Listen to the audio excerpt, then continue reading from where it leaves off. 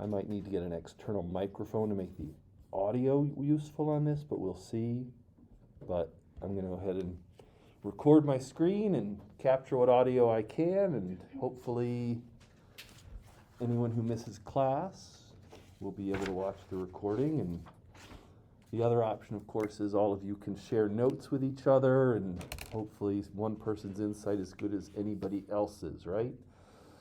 So let's see. We're going to talk today about the caption assignment.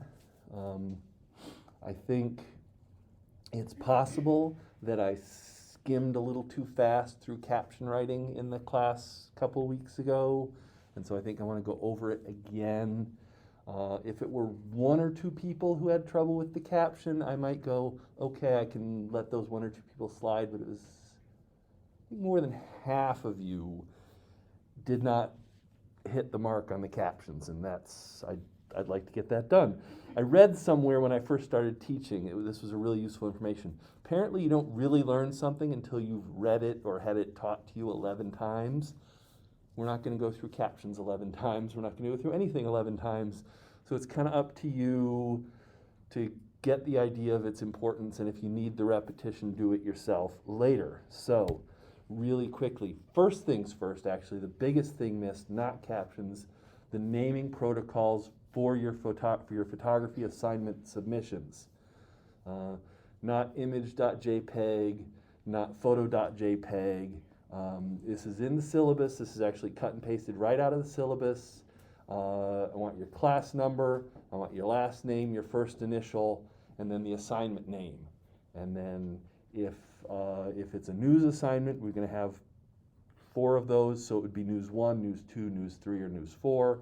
When you do the photo essay at the end, that'll be a multiple photo assignment, so it will be each photo in that will be 1, 2, 3, 4, 5, as opposed to an individual one. So the example at the bottom, the next assignment coming in is portrait. So mine would be J2111, Elliot S. Portrait. There's only one portrait, you don't need to number it. So that's what I need that, because if I don't have that, I have to do a whole lot of bouncing back and forth between viewing to figure out whose photo is whose. Makes my grading process more difficult. So this qualifies in the don't make things difficult for your professor, because that's when the professor decides to make things difficult for you. Captions, I'm gonna reiterate. AP style, your first sentence describes in the present tense. So Joe Smith does, not Joe Smith did or anything like that. Tells who is pictured and what is going on in the photograph. You're going to name the city or state. If you're here at UConn, your caption should stay in Storrs, Connecticut. If you venture out of UConn and get down to Willimantic or who knows, you're going to name the city, the state. The AP abbreviation for Connecticut is capital CONN period, not the postal abbreviation CT. If you head home to Massachusetts or New Hampshire or whatever, you're going to have to look up the AP style guide for those so you know. The date the photo was made, including the day of the week. So today is Monday, September 27, 2021, with the appropriate comma between the 27 and the 2021, and a comma between Monday and September. Those 3 elements are mandatory. If I look at your caption and those are not in there, you're losing points on your caption. You need to identify the people in the caption, preferably first and last name. Lots of newspapers, especially small community newspapers like Hometowns, not required, just mentioning it. Just to say, you gather the information. When you're capturing your photos, you look around, you make sure you know what town you're in. If you're taking pictures, you don't know what town you're in, you could go back to your Google Maps app. It might tell you where you were. Still better to do it in advance. Make direct contact with your subjects whenever possible. The standing policy at the day for my photo staff is that you introduce yourself to people in the process of getting their names. That is essentially a way of getting implied consent to publish their photograph. Legally, in the public sphere, the consent is not required, but we're a small community newspaper. Our job is definitely not to piss people off if it can be avoided. If someone is doing something in the public and it is newsworthy, for instance, marching down Main Street waving a banner for whatever cause, we waive that to a certain extent. You can't go out in public and make a big fuss about something and then claim you don't want to be in the newspaper. I mean, you can, and if you come up to me and say, hey, you know I'm out here in public and I know I'm making a big fuss for this issue, but the reality of this situation is, my son here with me and my son and I are, avoiding an abusive relationship, and if our picture ends up in the paper, my ex could figure out where we are and chase us down. Could you really not put us in the paper? I will listen to something like that. But if it's just, I don't want my picture in the paper because people are going to see me acting like a jerk, well, guess what? Don't act like a jerk in public. Pretty straightforward. So we ask for names, affiliations, hometowns, ages. Those are all small newspaper things mostly. This also gives you a chance as a journalist to ask people why they're there, why they're doing what they're doing. Motivation is very important. That why, as far as I'm concerned, I don't know if your other journalism professors will say this, the why is the most important of the 5 W's. All right, all the others are simple, straightforward, they're simple facts. Why is why we're in journalism. Why is what journalism is all about. If we're not giving the why, we're not doing anything but being stenographers. So, and I just like to say always thank people for their time. So, once again, back to what I did in class. Here is the photograph. Here is the caption, all right? Mamie McLean welcomes her husband, Petty Officer 2nd Class Alan McLean, home as the U.S. Navy Los Angeles class submarine USS San Juan returns to Navy submarine base in Groton, Connecticut, Tuesday, August 24th, 2021, following a nearly 8-month deployment. And then the additional sentences are extra information. The second and, in this case, third sentences are not required, but they're really nice to have, especially in the case this photograph appeared in our newspaper as what we call a standalone photo. There was not a reporter there. The reporter was not there interviewing people, so it was my job to get more information than the bare minimum. So, for your captions, whenever you can, give a second sentence, but don't force the issue also. So, once again, just to reiterate the elements, the who in the photograph are Mamie and Alan McLean. What is happening? She's welcoming him home. The when is the date. The format is important.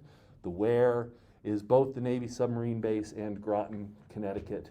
And the why, this is all happening because the sub is coming back from a nearly 8-month deployment. All right.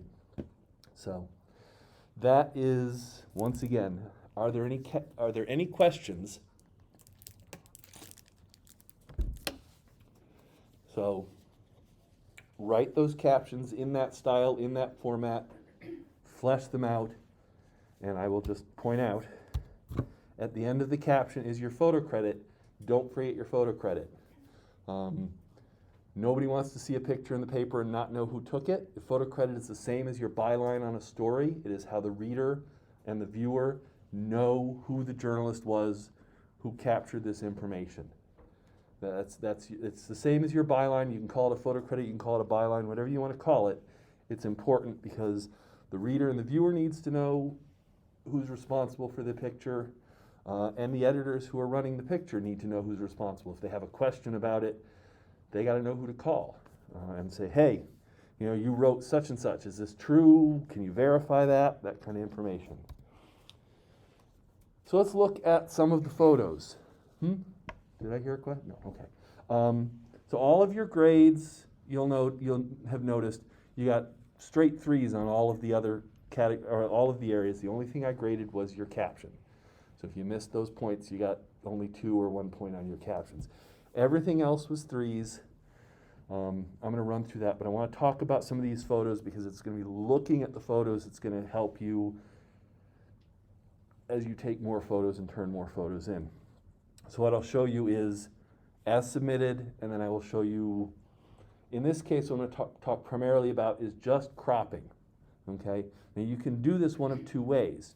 You can get closer to your subjects, or you can move yourself around, or you can do some of this in post-processing after the fact. All right, and this, you can do that in your camera app, you can do that in Adobe Photoshop, you can do it in whatever program you prefer to use. So here we have studying in the library. I will agree that some architect somewhere probably expended a whole lot of their master's degree in designing those ceiling tiles and those light panels. They're lovely. Unless the story is specifically about the architecture in Babbage Library, they're not necessary. They're extraneous, they're visually distracting from the subject matter. A very simple crop. If the story is about studying, if the story is about the fact that students are back on campus and able to use study spaces they weren't able to use, this crop makes the photograph more effective. You'll notice not only did the crop come down from the top to take out all of the ceiling, it came up a little bit from the bottom as well. But this brings you, as you can see, right into a tight face-to-face. You can see the details, you can tell it's studying, you can still tell it's the library. You don't need to see the ceiling to do that. So always look at that. There are times when the wide angle is what you want, and that just needs to be a conscious decision, but you also need to look at your subject matter and specifically say, am I getting in close enough? Am I showing the detail? Is the reader going to be able to fully understand what's going on in this photograph and not be distracted by other elements? This is an example. This photograph could go in a whole bunch of different ways. It is a lovely pictorial moment with the glow of the sun in the clouds and the sand. It's got a nice feel to it. I would suggest a slight change of perspective so that the young woman dragging the beach chair is not in exactly the same line with the sun and the car. Other than that, you could do a whole lot of different things. Do you go with a horizontal photograph out of it? Bring the focus much tighter in? A possibility. Do you shift the crop a little bit vertical to the top so that the focus is on the sky and the sun? You can look at this as what's the focus of what's the idea from behind the photograph? Is the photograph about where she's going or where she's been? If it's where she's going, she's riding off into the sunset. It's almost cliche. If it's where she's been, you put the beach behind her. This would work much better if there were like distinct footprints or a trail in the sand from the beach chair being dragged. But once again, different ways to look at the photograph. You can shoot them multiple different ways. You can crop them after the fact to decide which way really fits kind of what you're trying to say. Record store is a pretty cool looking record store, I will just say. The biggest issue I'm going to have with this photograph, also with the one before, and some we'll see, from behind. When in doubt, show people's faces. The eyes are the window to the soul. You're looking into somebody's faces, you're more likely to connect with them. We're a visual medium. We want people to see something, connect to it. The eyes are a large part of that. So this is difficult, especially early in anyone's career. Whether you're writing or whether you're doing photography, there's a certain shyness and hesitancy, and so it's easier to be behind people for your photographs. It's easier to stand back and just listen to what people say without asking them questions. So very simple little bit of a crop, if you'll notice, just bottom left corner, take out that slightly, eye-catching red, whatever that is. Come down a little bit from the top, just because I don't think all of that blank ceiling is necessary. I mean, there's some interesting stuff on the ceiling that indeed tells you a little bit about the atmosphere of this store, but I think you can go a little tighter, brings you a little more into the subject matter. by going a little tighter, you have an easier time seeing just that her hand is going through the records as opposed to just standing there. So just little things. It's a real nice image, a nice moment at the tryouts for the swim club at the pool. I gotta say, that's a nice pool for a rec center. I mean, let me tell you, I mean, that's a beautiful facility. I mean, you guys, if there's any reason to come to UConn, it's that rec center, I'll tell you right now. Anyway, and the only thing I suggest with this photograph, once again, is just subtle cropping. And if you'll notice the difference, by taking out that little bit of lane marker on the bottom, you remove what is, as I said, that the red really draws the eye. By coming down from the top a bit, it just brings the focus a little more down. Really, I mean, this photograph is really that line of people in the background, even more than the person on the platform ready to jump in the water. The story is about tryouts for the swim club, and that is a huge crowd. That's a popular event, clearly. I mean, is that a huge crowd? I mean, that's a lot of people, right? I'm not missing it on this, right? I mean, clearly swim club is a popular activity, and so by tightening the crop even just that little bit, it heightens the emphasis on that crowd in the background. You could even go more extreme with that crop, bring the bottom right up to, you know, her feet, and the top right down just off her head, and that might even emphasize it more. I didn't feel like going that extreme with the crop, but nonetheless, just a subtle, simple crop. This one, once again, from behind, I think is part of the problem. It's too loose. I mean, unless your focus is on the state of the lawn, if that's the story, I suppose that could be an argument for it. But I think when you, especially an action photograph where there's an activity, you want to come in as much as you can to focus on that. Once again, unless there's more about the context that's important. So, any questions about those? I didn't show everybody's. If I didn't send you a crop, or if, you know, my only critique was your caption, I didn't put it in the show. I want to talk specifically about cropping, getting closer to your point of action. I will just say, to reiterate, move around some more when you're taking your pictures. I said in the last class, I said take pictures. In that case, what I just meant was make sure you get your camera out and take pictures, but also when you're photographing whatever your subject matter is, don't just snap one picture. Just don't go click, okay, I got it, I can go. Look for different angles, look for different ways to photograph it. You know, if you look at just me as example, I covered a parade yesterday. I shot 800 pictures of that parade. Don't take 800 pictures. You'll fill your phone up and you'll drive yourself crazy. I got 30 years of experience looking at my pictures and picking them out. Don't get yourself into that boat this stage. But don't stop at one picture. See something, take a picture of it here as a horizontal. Then move over here and take a picture of it as a vertical. Then go all the way around to the other side and see if it looks better from the other side and try the same thing. You know, if you look at the parade I shot yesterday, I shot 800 pictures. I probably shot 15 or 20 different scenes, right? There was the one scene of the ROTC group marching down the middle of the street. That's one photo. I mean, I shot dozens of frames of it, but that's one photo. You know, there was the city councilor, who's the guy who created this whole parade, standing in the middle of a group of his friends and city councilors, raising his hands, leading a chant. I shot 20 or 30 pictures of that, frames. That's one picture, one different picture from the ROTC group.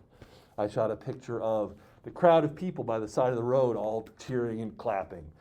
I shot it probably 5 or 6 different ways, with a really long lens, a really wide lens, from the same side of the street, from across the street, but that's one picture. So just think about making multiple pictures of each situation and then picking the one that you like the best, that you think tells the story the best, to turn in for the assignment. So I just wanted to go through these. I realized this isn't in the syllabus, and I should definitely insert this in the syllabus going forward. It's a separate document, should have posted it, but just to explain really quickly how the grading works, right? You get 0 to 3 points for each of these areas, how they break down. Deadline actually really, as you would think, is really kind of all or nothing. It's not a 0, 1, 2, 3 thing. There aren't grades of deadline. Deadline is you missed it or you made it. The only nuance is if you take the redo option on an assignment, then I'll take a point off of the deadline score, but you'll get the rest of the points, okay? Technical is going to cover all of the things that are not journalistic or aesthetic. So did you name it correctly per the naming protocols that are in the syllabus? Is it the right file type? Did you send me a JPEG? Is it a free JPEG? Is not attached, embedded in a PDF file? It's not a TIFF, it's not a RAW file. It needs to be something that I can view quickly. I don't have to convert using, advanced Photoshop techniques. And did you send it via email? Was your caption included? All that. That's your technical. So if you're missing on those points, you're going to get points off. Aesthetic is where I'm going to get you for things like your lighting, your composition, whether or not you captured the peak moment, various other things such as that. Subject matter is going to be looking sort of at whether or not you're hitting the journalistic content. Couple of people turned in for the caption assignment a still life. I mentioned still lives are very difficult to write captions for because there's no action, there's very rarely any people, that sort of thing. So is your subject matter, is it newsworthy, is it visual, is it going to be eye-catching, is it going to be something that is worth taking a picture of? There's going to be a lot of leeway on this. What qualifies as news varies by publication, by the day of the week. It's Monday at the day today. What qualifies as a news photo is a very low bar. All right, there are almost no reporters working, and very few of them are writing any very interesting stories. Myself and the other photographer working today do what we call feature hunting. We go out, we try and find an interesting picture. And the bar for how newsworthy it is very low. It can be as simple as, is somebody out enjoying a nice weather, the first full week of fall, right? I mean, that's a low bar. So the same low bar is going to apply to this class. If you go out in the quad right now and there's somebody sitting there with with their lunch and they're eating and I don't know, chatting with their best friend, and you make a good picture of it, I'm not going to say, oh, that's not newsworthy.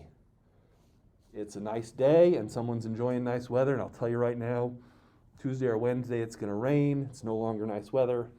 So there's going to be a lot of leeway in that, but also if your assignment is a news photo and you go out and take a picture of a flower, I'm not going to be very, very generous. Okay, so just to think about. And then your caption, like I said, looks at the content, the style, the substance, the format, look at all those things. I'm not going to be really picky about some spelling. If you misspelled someone's name because it's a tricky to spell name, my daughter's name is Caitlin. There are 15 different ways to spell Caitlin, so I'm not even going to know if the Caitlin in your picture is spelled correctly or not. But on the other hand, if you misspell Storrs, Connecticut, and put an E there instead of the second R, I might notice that. So those are the things you need to think about when you're putting your assignment submission together. Any questions on that?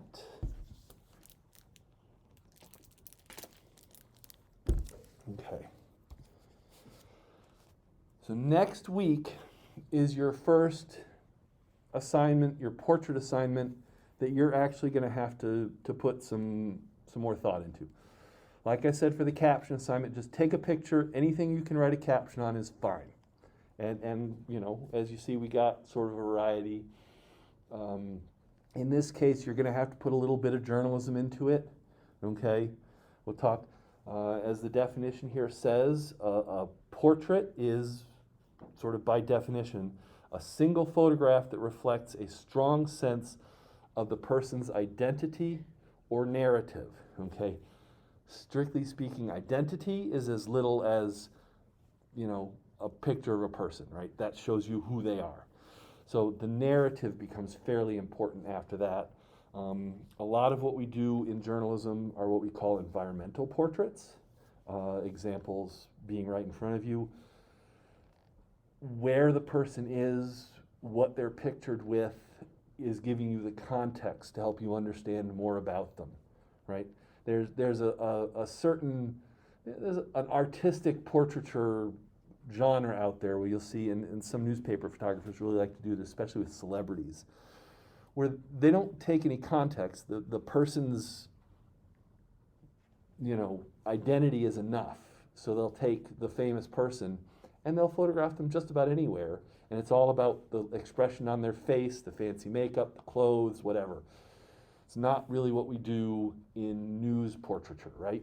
The idea is you want to find someone who should be in the news. Once again, the standard of what is news is a little different for this class than maybe it is for the newspaper. But the person needs to have a narrative, and you need to find a way to picture them in a way that helps impart that kind of information.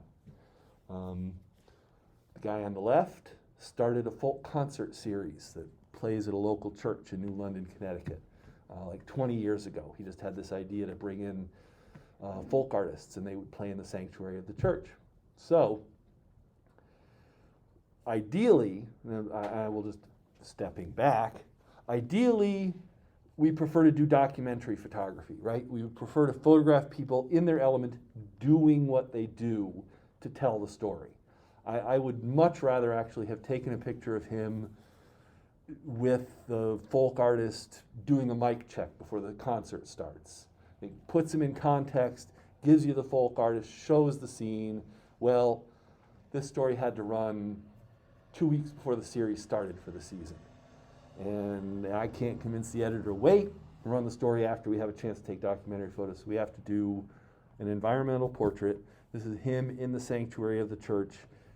He started the series because he himself is a singer-songwriter to some degree. So he's with his guitar, he's in the church where the concerts take place.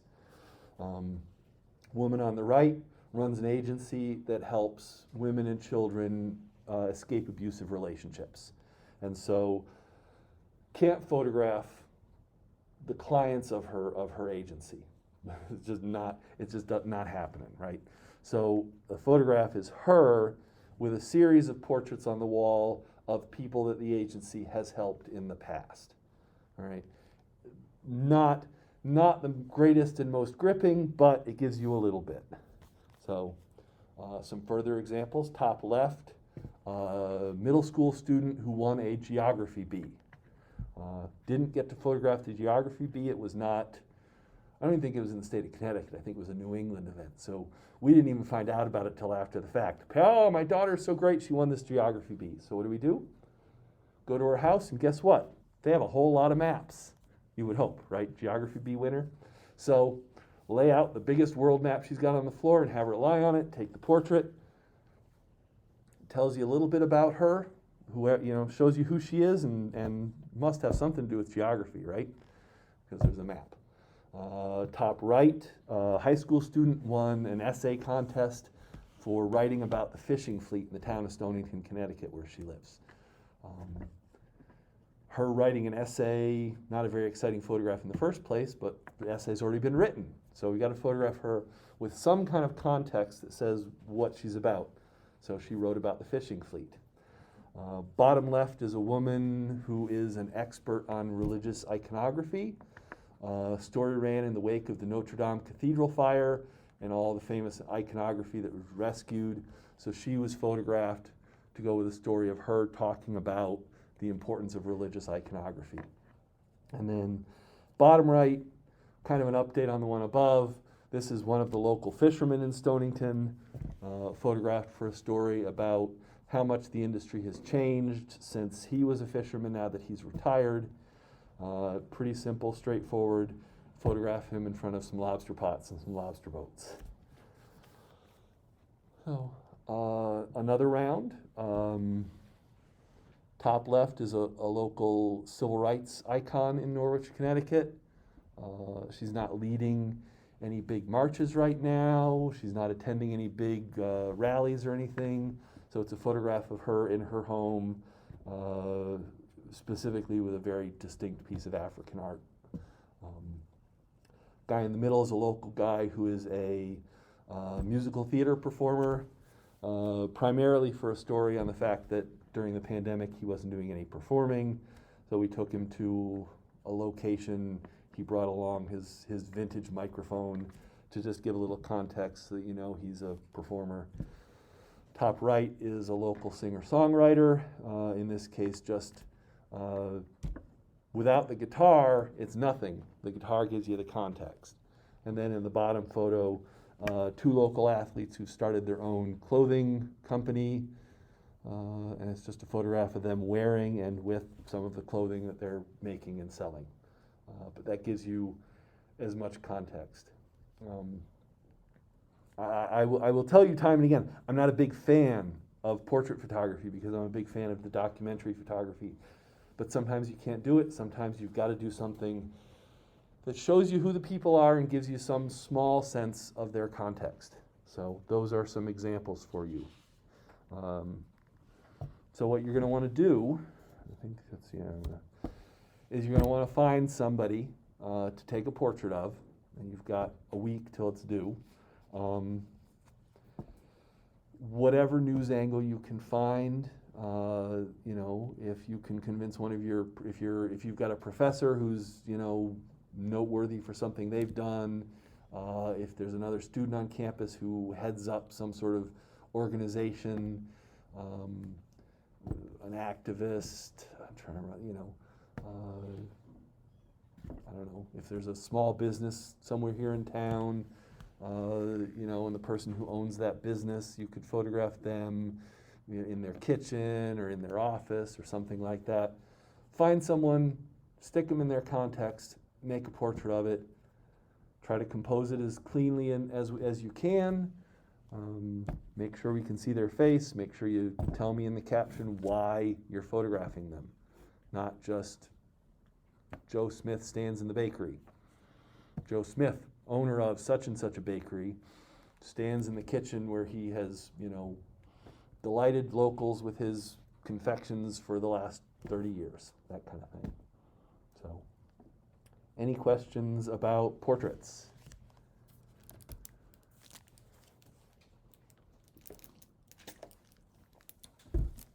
I will say that there will come a time you may get to do something called what we like to call kind of a candid portrait.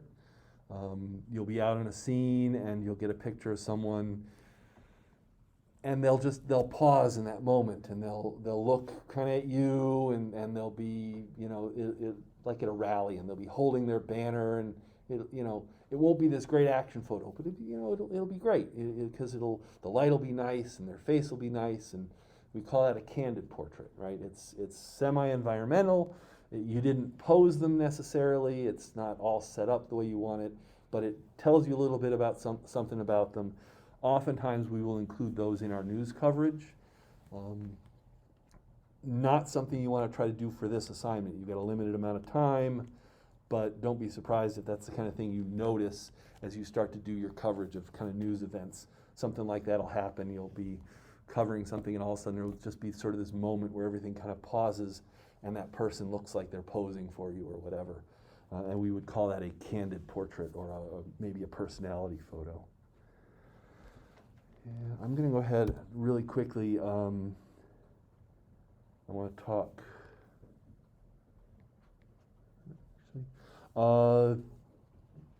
Anybody do the readings last week? Anybody have a favorite Michelle Agins photo? Which one?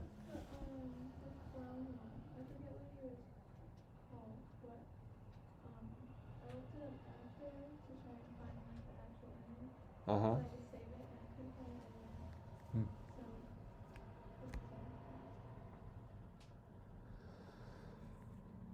So for this week, I'm sticking with the theme of pulling out and emphasizing some women photojournalists. The field has been largely dominated by old white men for long enough. I figured I'd highlight a few Gerda Taro spent most of the century and the last century in obscurity.